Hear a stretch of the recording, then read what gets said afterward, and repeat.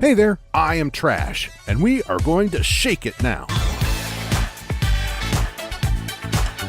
Let's start with the top games as usual. What do we have prepared today?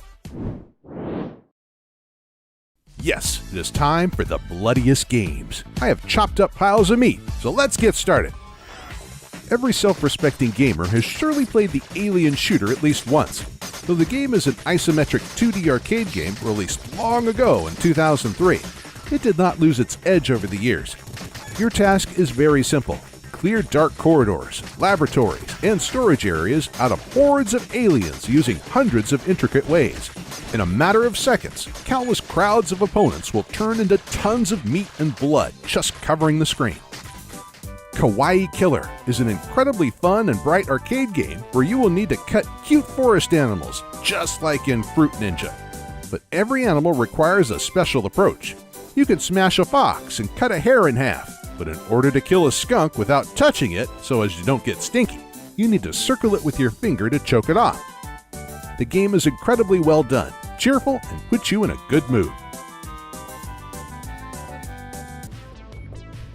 All of our viewers have probably heard about this surgeon simulator. It is too bloody to pass by our top games just like this.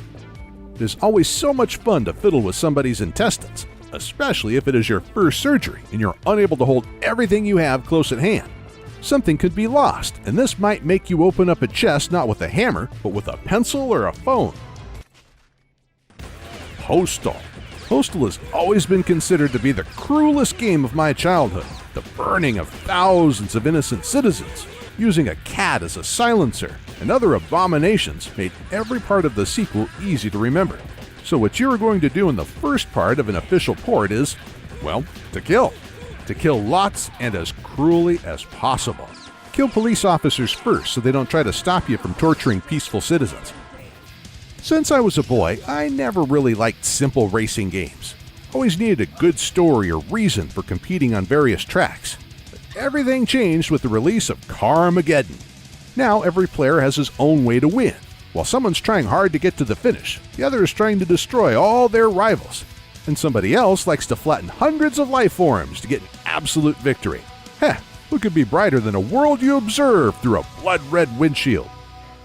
For those who have a weak device, or just want to play something good that might have been forgotten or missed, I invite you to go forward to the past. Well, I say invite, but in fact, you don't really have a choice. If you're looking for a funny adventure quest with incredible graphics, I want to remind you about a wonderful game called Lily.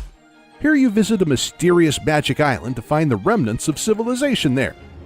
Having met the wooden inhabitants of the island, you will need to solve puzzles, complete tasks, and fight against spirits getting on their back and rooting harmful plants.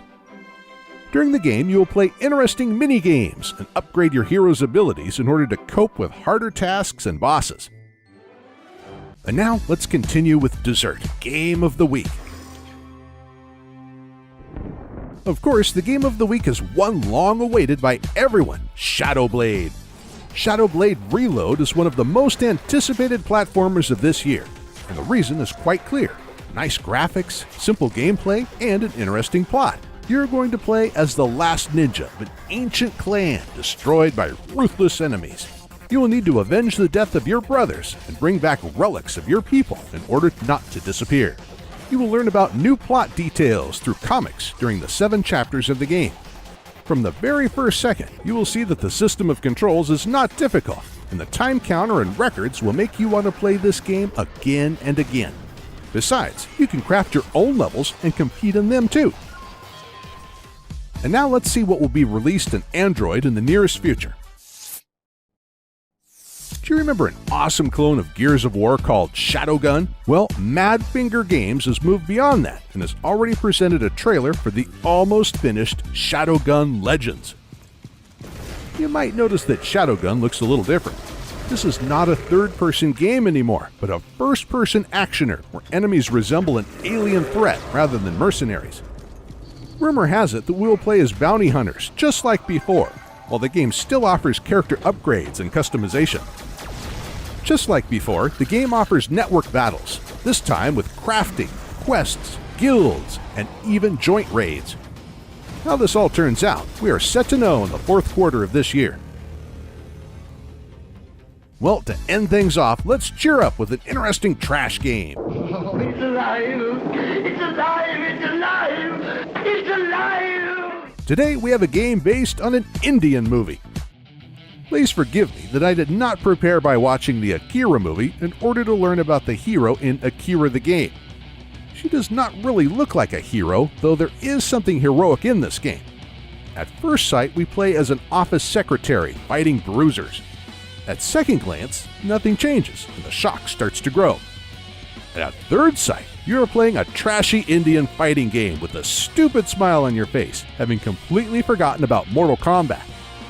Akira the Game is a real hardcore trash game that I recommend you to play to cheer up.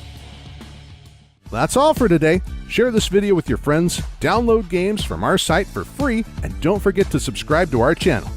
See ya!